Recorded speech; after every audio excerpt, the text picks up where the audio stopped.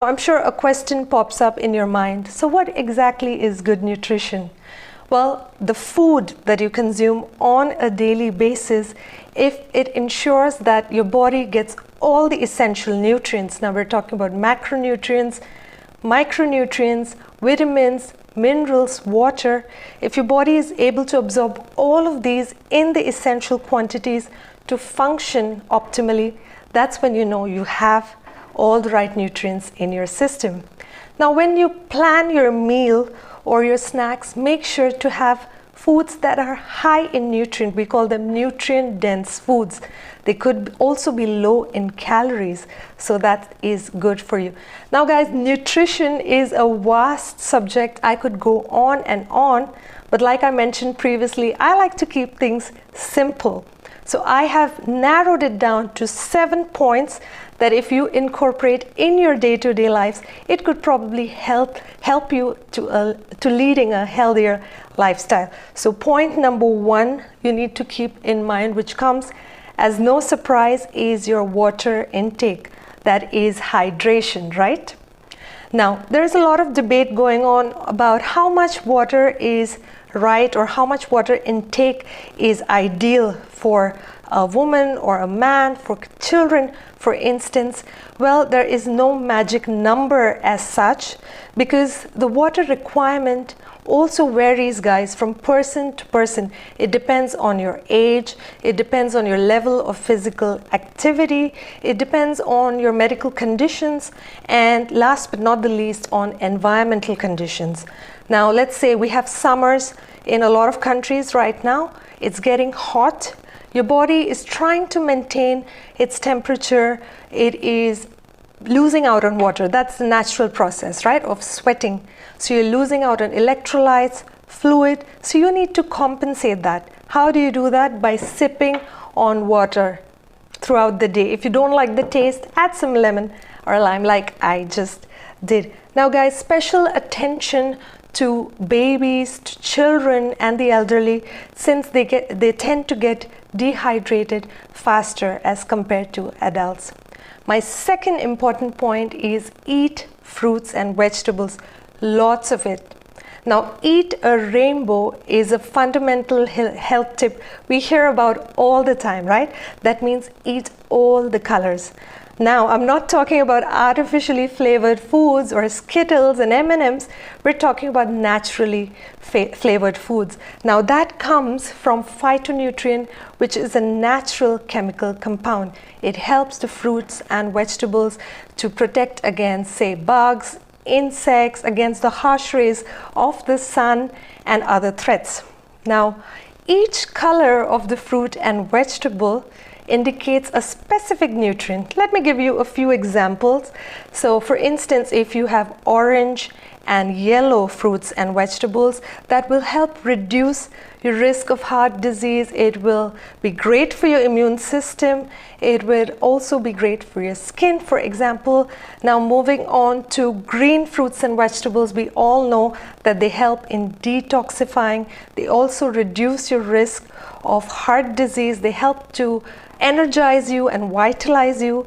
Then we have the purple and blue fruits and vegetables. They are great to reduce unwanted inflammation. Also, they help against certain types of cancer. And let's talk about the red fruits and vegetables. Great for your skin, guys. Helps reduce the risk of diseases, cancer, and so much more.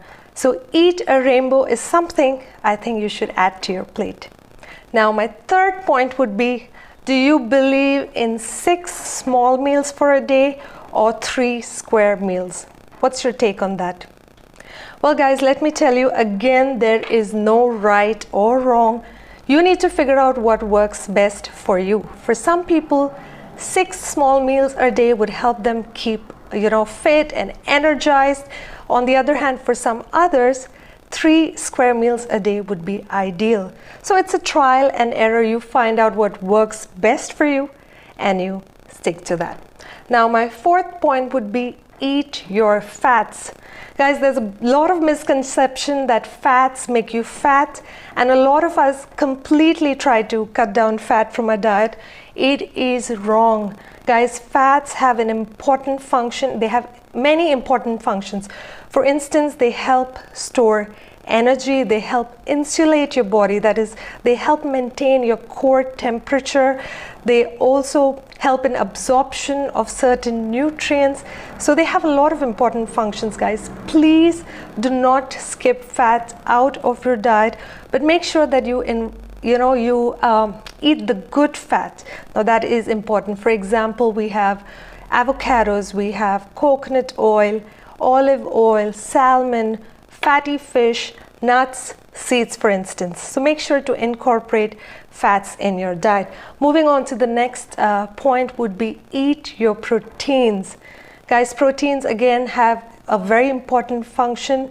Do not, cut down on your protein. It is known as the building block of your body. A lot of people believe that protein can be only attained through animal-based products. That is not true. A lot of plant-based products or food also contain a lot of protein. Now, if you lack in protein, guys, you could lose out on muscle mass, you could feel lack of energy, you could feel weak, and of course it can slow down your metabolism. So make sure to consume enough protein on a daily basis.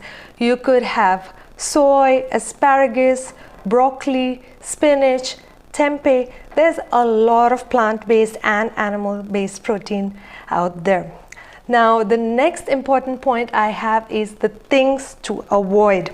Guys, cut down on salt, sugar, processed foods, trans fats, and saturated fats. Now, I know in a fast-paced life, it's a little difficult to probably cut out completely processed foods or foods comprising of trans fat. I would recommend to probably cut down, go easy on it, and with time probably it'll be a habit or you'll be more used to avoiding these foods. So just take one step at a time. Now, my last but equally important point, I'm not sure if everybody talks about it enough, is eating mindfully. Now, what I mean by that is when you're having your meal, for instance, are you not stuck on your phone? Are you not watching TV? Most of us are doing that. Are we not distracted, talking to our friends, family? Guys, you need to avoid that, because you'd be surprised to know when you're distracted, your body is unable to absorb about 30 to 40% of the nutrients from your food. So that's a huge number. Also, another point I'd like to add, guys, is eating mindfully actually starts from when you buy your food. You pay attention to what you're buying. When you prepare your food, how are you preparing it? When you serve your food, when you consume your food, you need to be mindful when you're doing all of this. This is what I mean